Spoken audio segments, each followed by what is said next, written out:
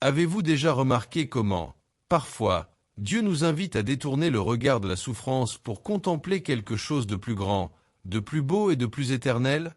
Avez-vous déjà ressenti votre cœur attiré par la majesté, la justice et l'espérance d'un royaume immuable? Le psaume 45 nous présente un roi qui règne avec vérité, douceur et justice. Avant de poursuivre cette profonde méditation sur le psaume 45, je vous invite à partager cette vidéo avec une personne qui a besoin de se souvenir que Dieu règne avec justice et amour, même lorsque tout semble confus. Abonnez-vous à la chaîne et activez les notifications pour continuer à cheminer avec nous à travers les psaumes. Un chemin qui non seulement console, mais aussi restaure l'espérance, la dignité et la vision du royaume éternel de Dieu. Si vous sentez que le moment est venu pour Dieu de vous inviter à dépasser la souffrance et à contempler quelque chose de plus élevé, de plus pur et de plus éternel, ce psaume est pour vous. Si votre âme aspire à la justice, à la vérité et à un royaume incorruptible, même lorsque le monde qui vous entoure semble instable, ce psaume est pour vous. Le psaume 45 nous conduit à une vision glorieuse d'un roi qui règne avec justice, grâce et amour, révélant que la véritable sécurité ne réside pas dans les circonstances, mais dans le caractère de celui qui règne éternellement.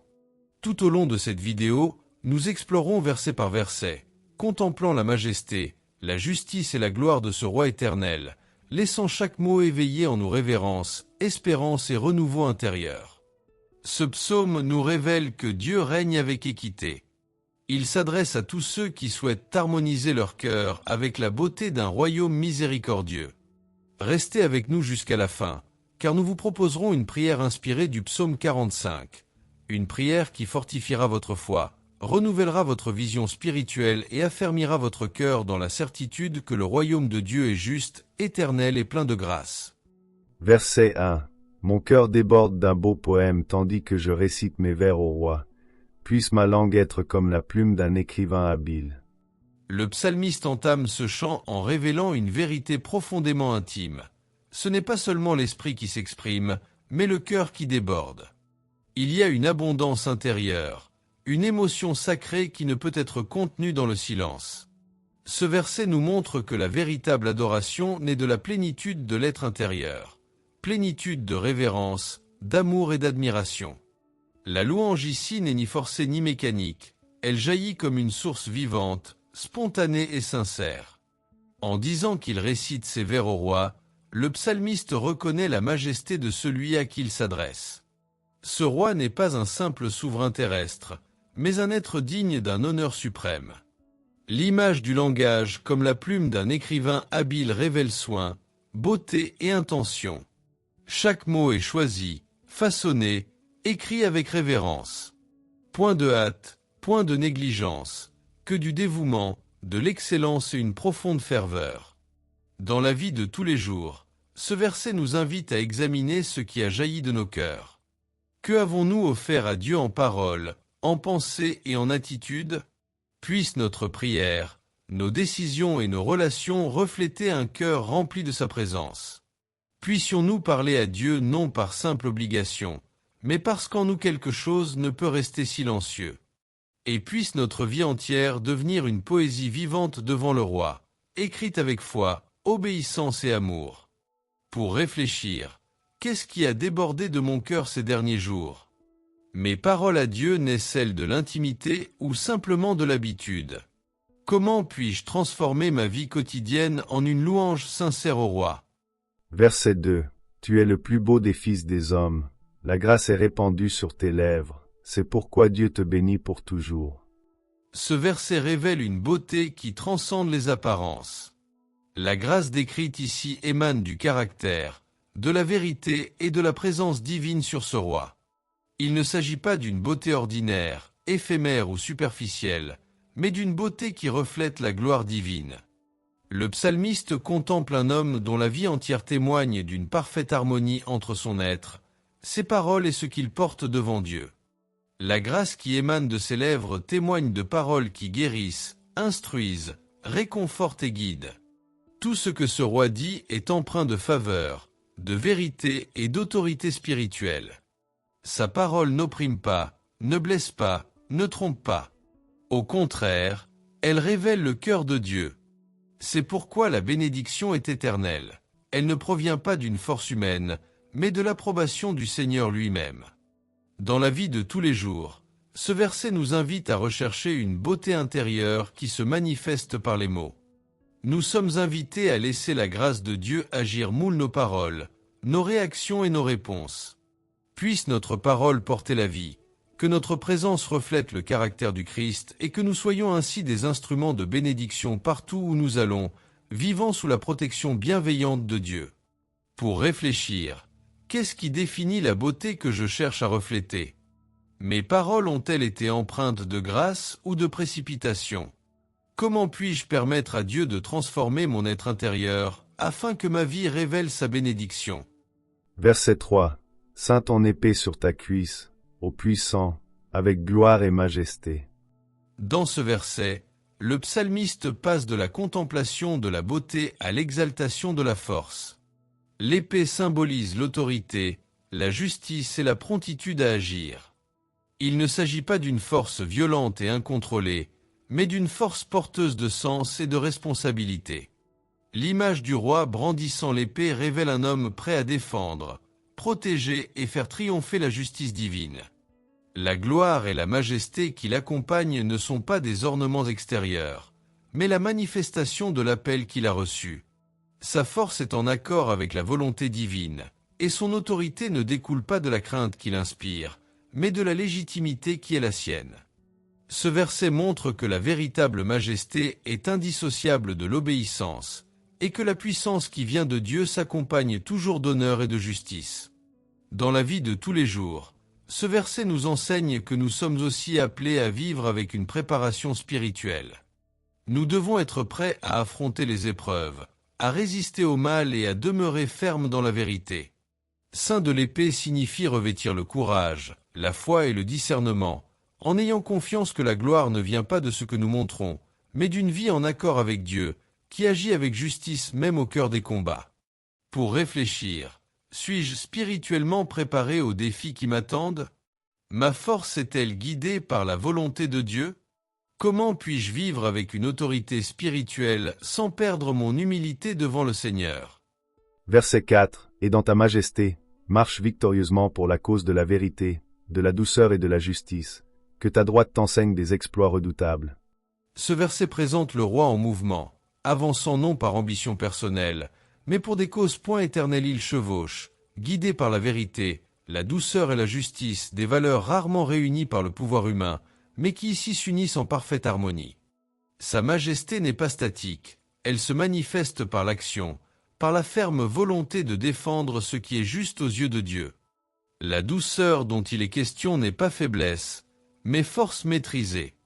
Ce roi agit avec autorité sans perdre sa sensibilité, gouverne sans oppression et combat sans renoncer à la justice. L'expression selon laquelle sa main droite lui enseignera des choses terribles révèle la puissance de l'action divine, des interventions qui inspirent la crainte, non par peur, mais par la conscience que le Seigneur agit avec une souveraineté absolue et incontestable. Dans la vie de tous les jours, ce verset nous appelle à avancer avec détermination, en laissant nos décisions être guidées par la vérité et la justice, et empreintes de douceur. Nous sommes invités à marcher avec confiance, même lorsque les actions de Dieu semblent intimidantes aux yeux des hommes. Puissions-nous apprendre à nous confier au Seigneur, en avançant avec foi, sachant qu'il nous conduit sur des chemins qui révèlent sa grandeur et sa puissance. Pour réfléchir, pour quelles raisons ai-je progressé sur mon chemin? Mes actions reflètent-elles la vérité, la douceur et la justice? Suis-je prêt à faire confiance à l'action souveraine de Dieu même lorsque je ne la comprends pas pleinement? Verset 5. Tes flèches sont acérées, elles transpercent le cœur des ennemis du roi. Les peuples tombent sous toi à cause d'elles. Ce verset emploie un langage fort pour souligner l'efficacité des actions de ce roi. Les flèches acérées symbolisent des actions précises et pertinentes, impossibles à ignorer. Rien n'est fait au hasard ni à la légère. Tout se déroule au moment opportun et selon une stratégie claire. L'avancée du roi ne laisse aucun doute quant à son autorité, car ses actes atteignent leur cible avec une précision chirurgicale. En frappant au cœur même des ennemis, le texte annonce une confrontation qui transcende le champ extérieur. Il s'agit d'une domination qui s'étend jusqu'au plus profond de l'âme, brisant toute résistance, toute intention cachée et toute structure d'opposition. Les peuples qui se soumettent à son autorité reconnaissent qu'il ne s'agit pas simplement d'une force militaire, mais d'un pouvoir établi et soutenu par Dieu. Dans la vie de tous les jours, ce verset nous rappelle que Dieu agit avec précision même dans nos épreuves. Il sait exactement où nous avons besoin d'être interpellés, corrigés ou fortifiés. Nous sommes appelés à avoir confiance que le Seigneur gère ce qui nous confronte, même lorsque nous n'en percevons pas les effets. Puissions-nous apprendre à nous soumettre à son autorité, en lui permettant de vaincre ce qui persiste en nous. Pour réfléchir, quel combat Dieu a-t-il mené pour moi à mon insu? Ai-je eu confiance en la précision des actions du Seigneur? Qu'est-ce qui, en moi, résiste encore à l'autorité de Dieu? Verset 6. Ton trône, ô Dieu, est éternel. Le sceptre de ton royaume est un sceptre de justice. Ce verset élève le regard du psalmiste vers l'éternité. Ici, le roi est appelé directement par Dieu, révélant la nature divine de son règne. Son trône n'est soumis ni au temps, ni au changement, ni à l'instabilité humaine. Tandis que les royaumes s'élèvent et s'effondrent, celui-ci demeure ferme, inébranlable et absolu, soutenu par l'éternité même de Dieu. Le sceptre symbolise le gouvernement et l'autorité, et son principe fondamental est l'équité. Il n'y a ni injustice, ni favoritisme, ni corruption dans son domaine. Tout ce qui en émane est juste, trône elle est droite, équilibrée et parfaitement juste. L'équité révèle un gouvernement qui agit avec vérité, miséricorde et droiture, où chaque décision reflète la sainteté de Dieu. Dans la vie de tous les jours, ce verset nous invite à trouver la paix dans la certitude d'être soumis à un gouvernement éternel et juste. Lorsque le monde semble instable et que les décisions humaines échouent, nous pouvons avoir confiance en le trône qui ne vacille jamais. Se soumettre à ce royaume, c'est choisir de vivre selon la justice de Dieu, en laissant son règne guider nos choix, nos attitudes et nos chemins. Pour réfléchir, à qui ai-je placé ma confiance quand tout semble si instable? Ai-je vécu sous la juste volonté de Dieu? Comment puis-je refléter la justice du royaume dans mes décisions quotidiennes? Verset 7. Tu aimes la justice et tu es l'iniquité. C'est pourquoi Dieu, ton Dieu, t'a oint d'une huile de joie plus qu'aucun de tes compagnons. Dans ce verset, la passion du roi pour la justice et son aversion pour le mal sont mises en lumière avec clarté et sans compromis. La justice n'est pas seulement une qualité qu'il pratique, mais un sentiment qu'il chérit profondément. De même, le mal n'est pas toléré, mais haï, car la pureté et la sainteté ne peuvent coexister avec l'injustice. Le roi révèle un cœur qui aspire ardemment à voir le bien triompher du mal. C'est pourquoi Dieu l'a oint de l'huile de joie, une onction qui symbolise à la fois la consécration et la présence divine sur sa vie et sa mission. Cette huile de joie est plus qu'une simple bénédiction, c'est une force divine qui le distingue de ses compagnons. Il est élevé, non par la force ou les mérites humains, mais par l'approbation et l'onction de Dieu. Sa joie est le reflet de sa droiture et de la satisfaction que Dieu trouve dans son engagement envers la vérité. Dans la vie de tous les jours, nous sommes invités à réfléchir à ce que nous aimons et à ce que nous détestons. Qu'est-ce qui a touché nos cœurs? Cherchons-nous la justice avec la même ferveur que le roi, ou sommes-nous plutôt enclins à tolérer le mal? Lorsque nous vivons dans la droiture, Dieu nous comble d'une joie véritable, une joie qui ne dépend pas des circonstances, mais de l'harmonie entre notre vie et son dessein. Pour réfléchir, que ai-je aimé et qu'ai-je détesté dans ma vie? Ma quête de justice est-elle intense et constante?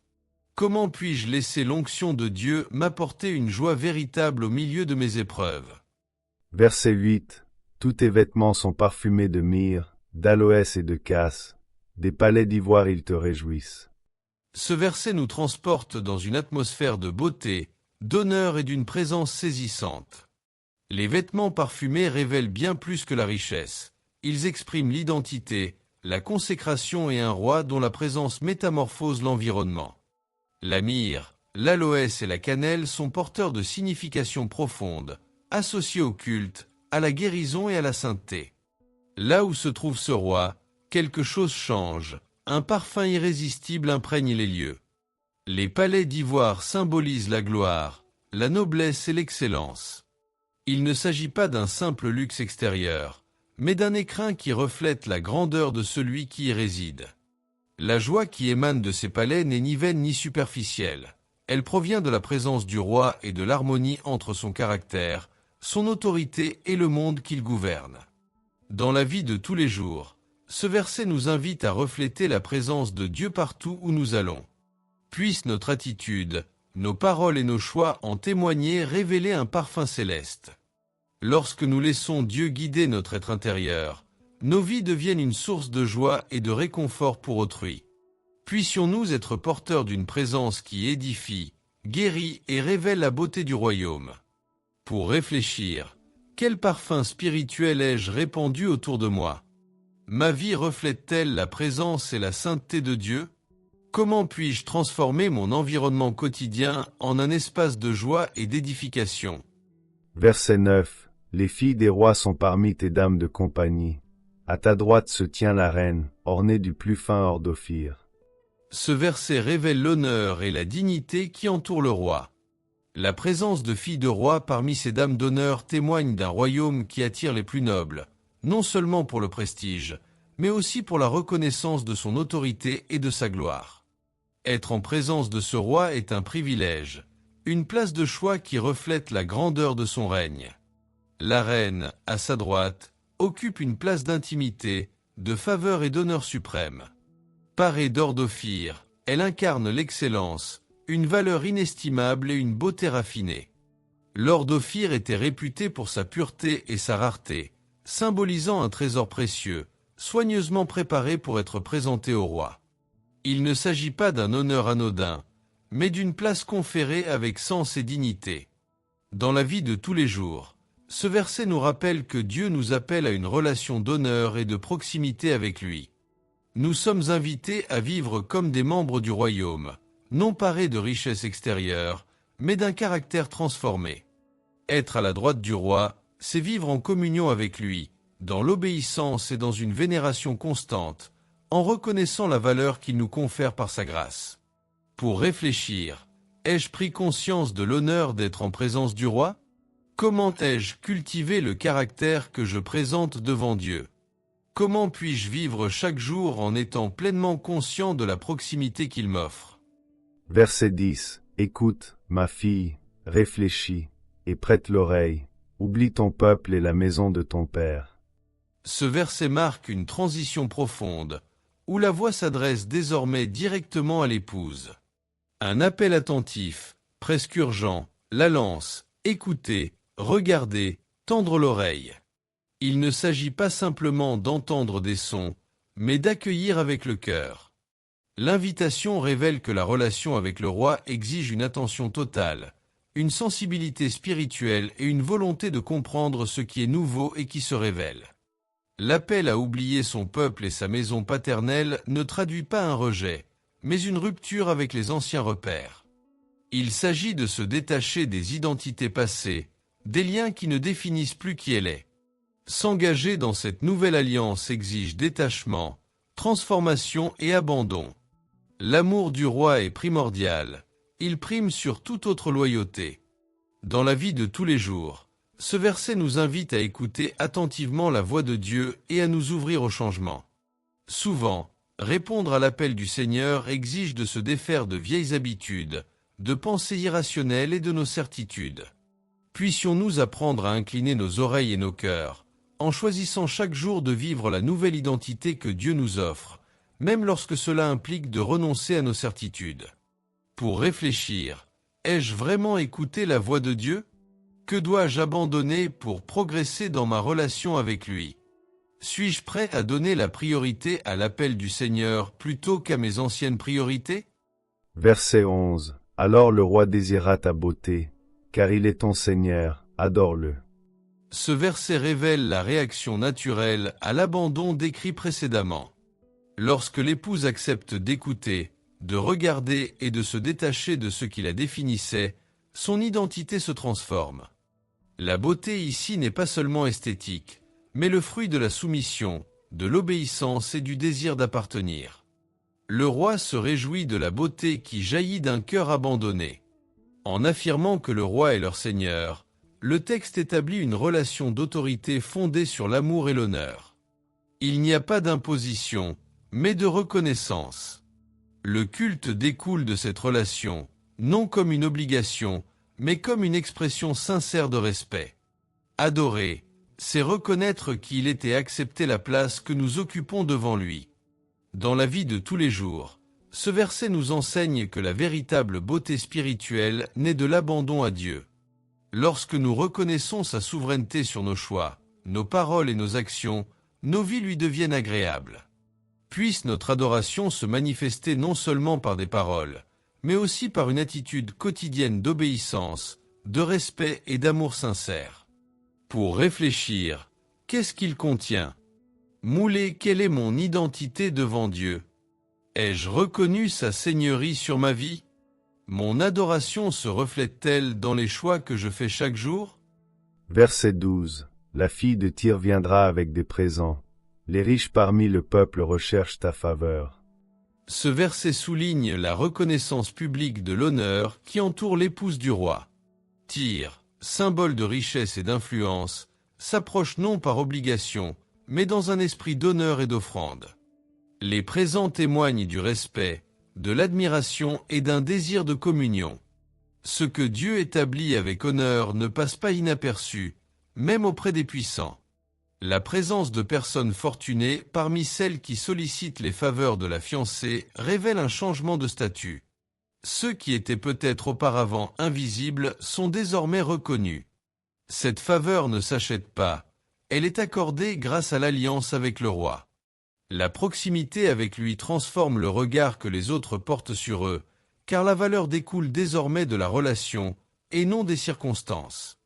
Dans la vie de tous les jours, ce verset nous rappelle que vivre en alliance avec Dieu porte des fruits qui dépassent notre entendement.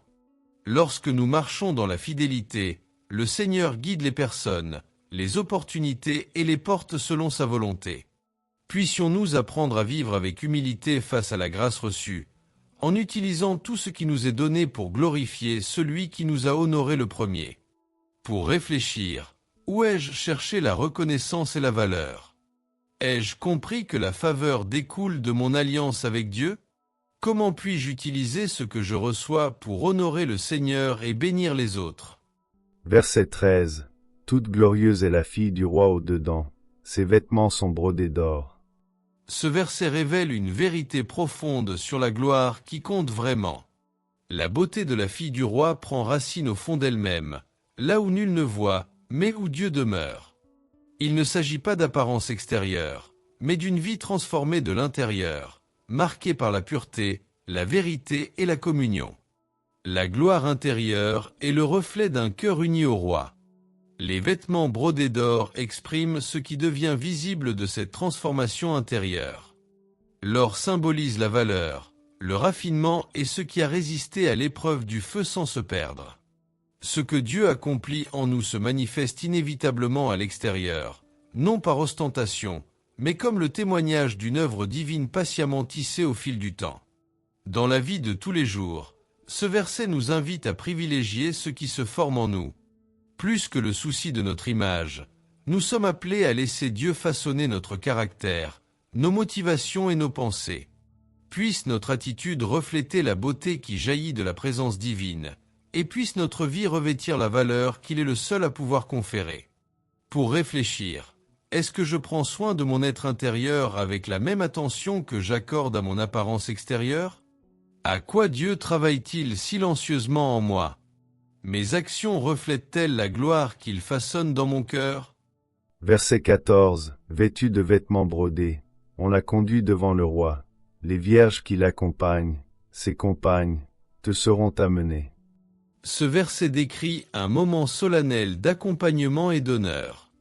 La mariée n'arrive ni seule, ni à la hâte, elle est escortée avec soin, dignité et beauté jusqu'au roi. Les robes brodées témoignent de la préparation, du dévouement et d'un travail méticuleux.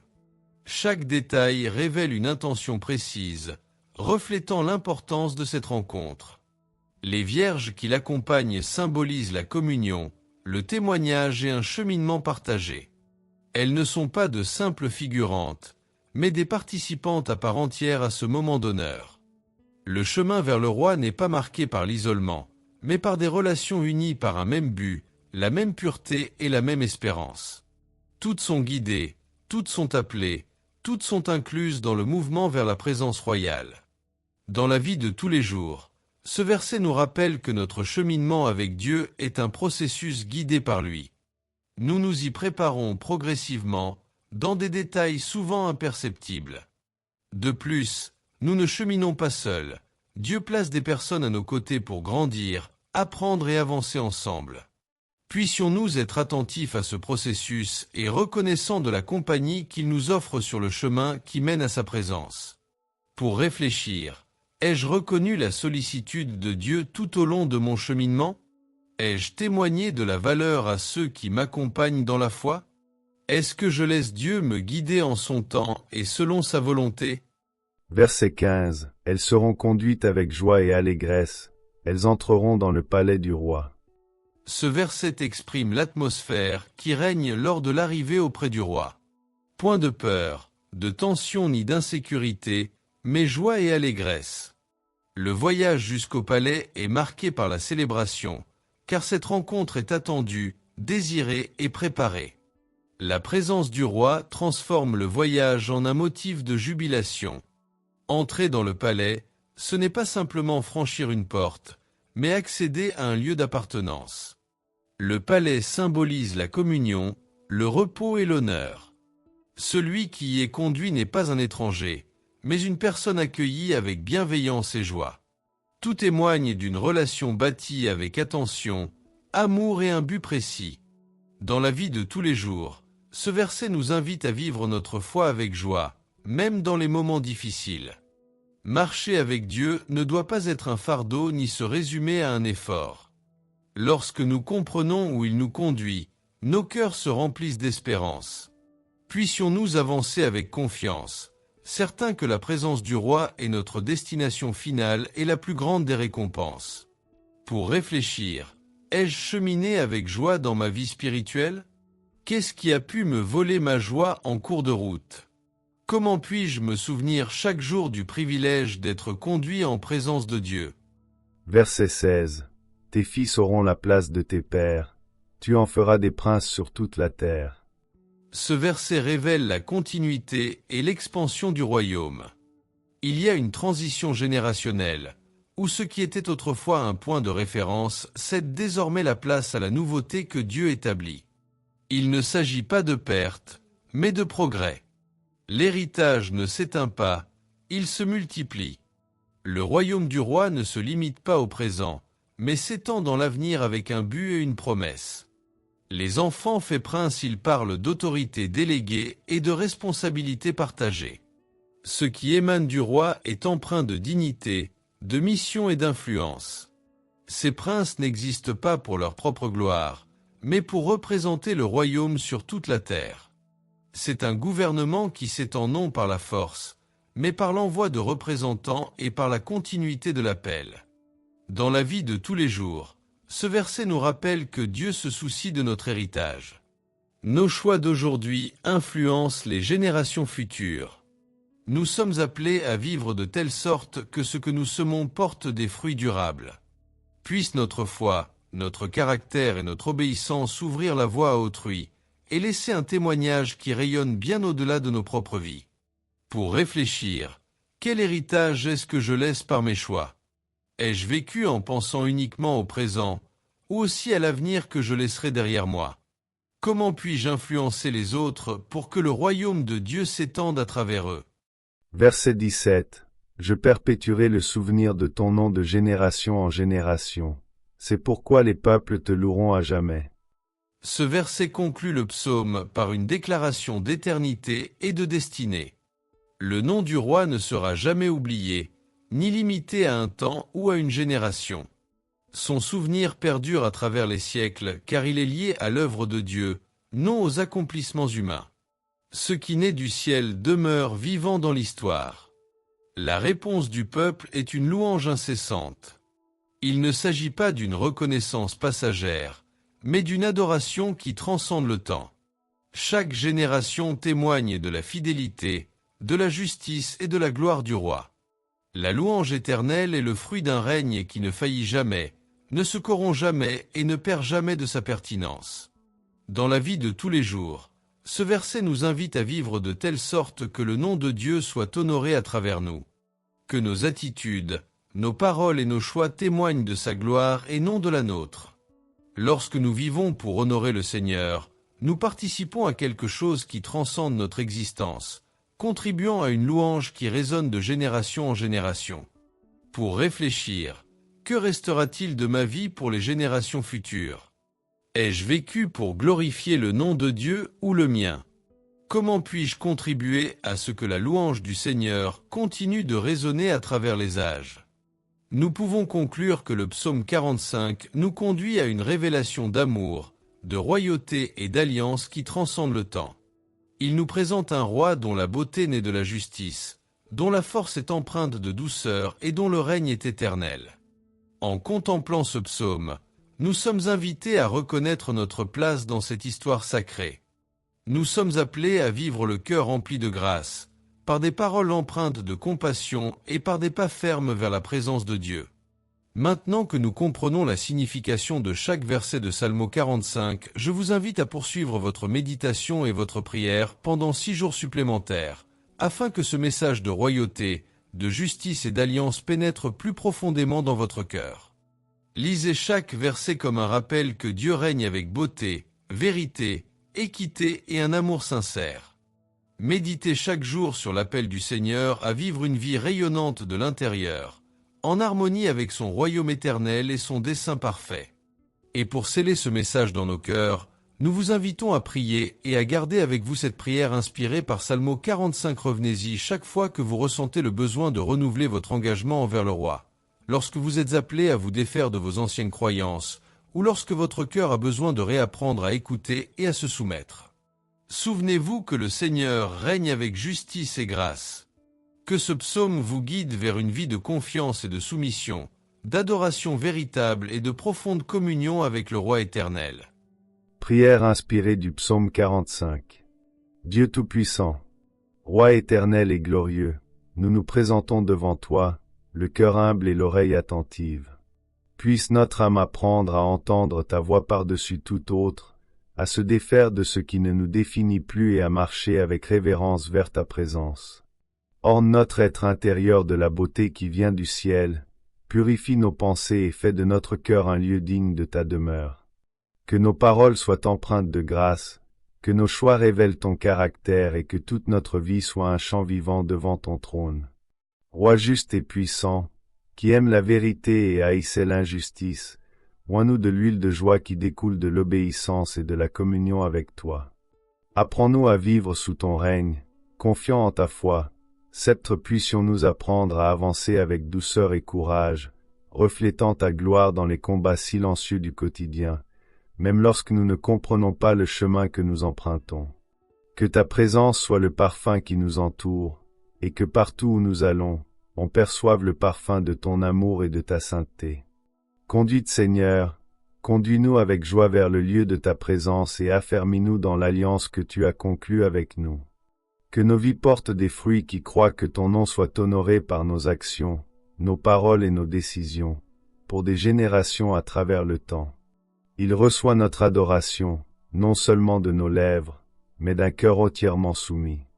Et puissions-nous, à la fin de chaque jour, avoir la certitude d'appartenir à ton royaume éternel, en sécurité dans ton amour et ferme dans l'espérance qui ne s'éteint jamais.